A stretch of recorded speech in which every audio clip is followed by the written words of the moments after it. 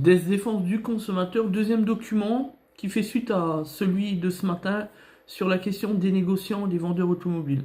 Alors pourquoi il existe un nombre incalculable d'arnaques et d'escroqueries avec eux vis-à-vis de leurs clients?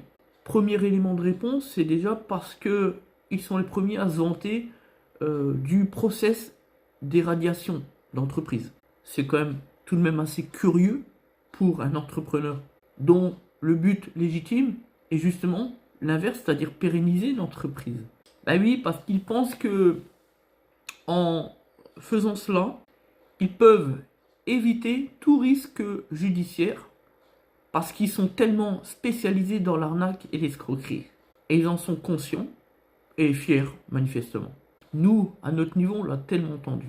Faut quand même leur rappeler une chose, c'est que en matière civile, c'est bien tant qu'il n'y a pas d'escroquerie. Mais dès lors qu'une infraction pénale est constatée et qu'une enquête policière, une enquête judiciaire est menée par les forces de l'ordre, c'est plus tout à fait la même chose.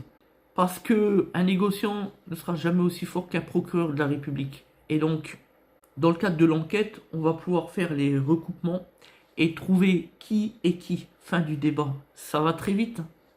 Et donc, radier l'entreprise pour obtenir un nouveau numéro de siret d'identification d'entreprise. Franchement, ça n'entre même pas dans le débat.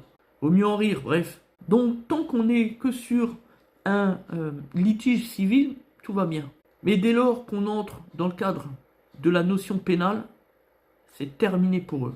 Le problème, c'est qu'en matière pénale, il faut de la preuve. Et de la preuve solide. Donc attention, c'est pas évident. C'est d'ailleurs pour ça que bien souvent les consommateurs se découragent et lâchent l'affaire, laissent tomber. Mais moi, je suis de ceux qui ne laissent pas tomber. Il faut toujours agir en justice pour montrer qui c'est le patron et surtout montrer qui c'est qui mène la danse. Et en fin de conclusion, ne pas les laisser agir en toute impunité, tout simplement. Parce que si on fait rien, il se passera jamais rien. Donc, bien souvent, on a aussi ces mêmes négociants qui vendent des voitures sur leur compte personnel, c'est-à-dire en qualité de particulier. Ça aussi, c'est interdit par la loi. À partir du moment où on est professionnel, toutes les ventes doivent figurer à la comptabilité de l'entreprise. Point, c'est pas négociable. Là encore, combien de fois on a pu le voir. Et puis, comme l'administration fiscale ne réalise jamais de contrôle à la source lors de la création de l'entreprise.